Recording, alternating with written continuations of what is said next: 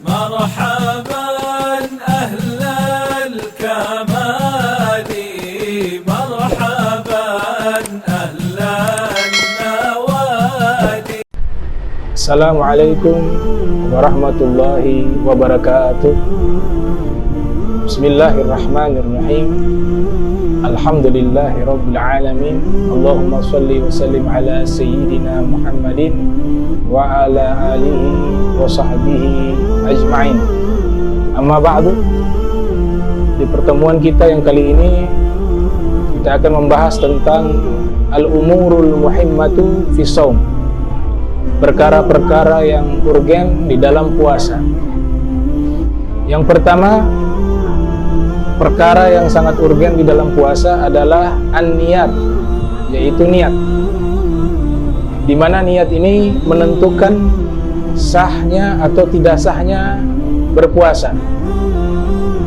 Karena disebutkan di dalam kitab-kitab fikih, niat termasuk daripada arkanus shaum, rukun-rukun puasa. Yang pertama adalah an-niyatu lailan di kulli yaumin fil fardi, yaitu niat di malam hari setiap harinya di puasa-puasa yang wajib. Niat adalah satu bentuk kesempurnaan dan yang menentukan sahnya atau tidak sahnya ibadah, terlebih khusus ibadah puasa. Sebagaimana hadis yang diriwayatkan oleh Al-Imam Ad-Darimi yang lahir tahun 181 Hijriah, meninggal tahun 255 Hijriah. Juga diriwayatkan oleh Al-Imam An-Nasa'i di dalam hadis Nabi sallallahu alaihi wasallam bersabda, "Man lam yubayyit siyam qabla al-fajri fala siyamalah." Siapa yang tidak meniatkan di malam hari berpuasa sebelum waktu fajar, maka tidak ada puasa baginya. Menurut Al-Imam Nawawi, ketika beliau menjelaskan makna hadis tersebut, Imam Nawawi menginterpretasikan bahwa makna bermalam yaitu niat sebelum terbitnya fajar shadiq. Dan awal daripada niat berpuasa di puasa yang wajib ataupun puasa-puasa lainnya, yaitu dengan niat sebelum atau ghurub syams, tenggelamnya matahari, maka di saat itulah sudah diperbolehkan untuk kita niat. Batas daripada niat itu di saat sebelum munculnya fajar shadiq.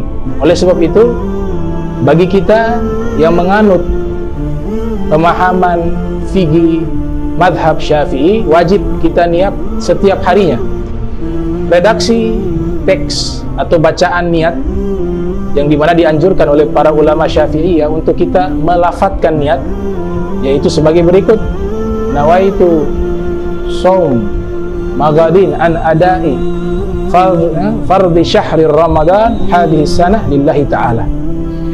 Menurut mazhab Malikiyah, sebagaimana disebutkan dalam kitab Bidayatul Mujtahid, bahwa mazhab Malikiyah yang dipelopori oleh Al-Imam Malik bin Anas yang lahir tahun 93 Hijriah, meninggal tahun 179 Hijriah, menyebutkan bahwa boleh niat sebulan penuh berpuasa.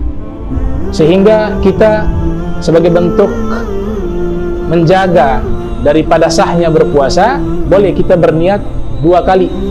Yang pertama, niat setiap hari berpuasa, dan yang kedua, kita niat puasa sebulan penuh. Sehingga suatu saat jika kita lupa akan niat puasa yang setiap harinya, insya Allah sudah bisa dikatakan valid dan sah puasa kita jika kita sudah niat sebulan penuh. Adapun teks daripada niat yang diajarkan oleh mazhab Malikiyah, yaitu kita niat sebulan penuh. Lafadznya yaitu nawaitu shaum fardhi syahri Ramadana kulliha lillahi ta'ala. Saya niat berpuasa wajib sebulan penuh karena Allah subhanahu wa ta'ala. Walaupun Imam Malik tidak menganjurkan melafadzkan, tapi kita mengikuti daripada ajaran dari para ulama Syafi'iyah yang mensunahkan dan menganjurkan untuk melafadzkan niat. Maka ini salah satu perkara yang sangat penting di dalam bulan suci Ramadan. Yang kedua, perkara yang urgen di dalam ibadah kita di bulan suci Ramadan, terlebih khusus puasa di bulan suci Ramadan, adalah kesunahan di dalam berwudu tetap dilaksanakan, terutama kumur-kumur. Perintah kumur-kumur di dalam berwudu walaupun di bulan suci Ramadan masih tetap sebagai kesunahan yang diajarkan dan diperintahkan oleh Rasulullah sallallahu alaihi wasallam.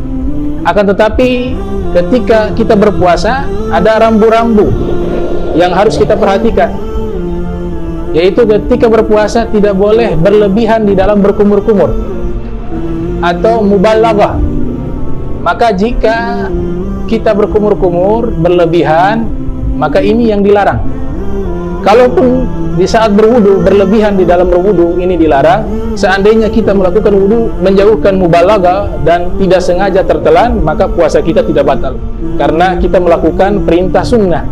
Tapi kalau kita berkumur-kumur bukan karena perintah syar'i, maka sengaja ataupun tidak sengaja membatalkan puasa. Itu berbeda daripada perkara yang diperintahkan oleh syariat dan perkara yang tidak diperintahkan oleh syariat.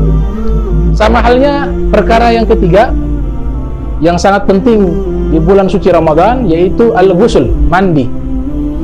Kalau kita melakukan mandi-mandi sunnah seperti melaksanakan mandi untuk melaksanakan sholat Jumat, maka ini kategori mandi yang diperintahkan syariat dan hukumnya sunnah. Mandi orang yang memandikan jenazah, orang yang memandikan jenazah setelahnya itu yang memandikan sunnah dia mandi. Kemudian ada juga sunnah mandi masuk ke masjid, niat mandi untuk masuk ke masjid. Maka mandi-mandi yang sunnah jika dia lakukan di bulan suci Ramadan dan tidak sengaja air tertelan atau masuk ke dalam rongga-rongga atau 5 lubang yang membatalkan daripada puasa, maka tidak membatalkan puasa karena mandinya perintah syariat, mandi sunnah. Tapi kalau mandinya mandi mubah, bukan perintah syariat, maka sengaja ataupun tidak sengaja air yang masuk ke dalam 5 rongga tersebut, 5 lubang tersebut, yaitu mulut, hidung, telinga, dan 2 kemaluan, ya, kemaluan depan dan juga tempat keluarnya kotoran, maka membatalkan puasa. Maka ini perkara yang sangat penting untuk kita perhatikan. Yang terakhir, perkara yang urgen di bulan suci Ramadan berkaitan tentang sah atau tidak sahnya puasa kita, yaitu al-huknah, yaitu suntik. Jika ada orang sakit, maka dokter menyuntiknya, maka di sini ada 3 pendapat para ulama, sebagaimana disebutkan dalam kitab At-Taqriratus Sadidah. Kalau suntiknya, Imam Ghazali mengatakan ada 3 pendapat.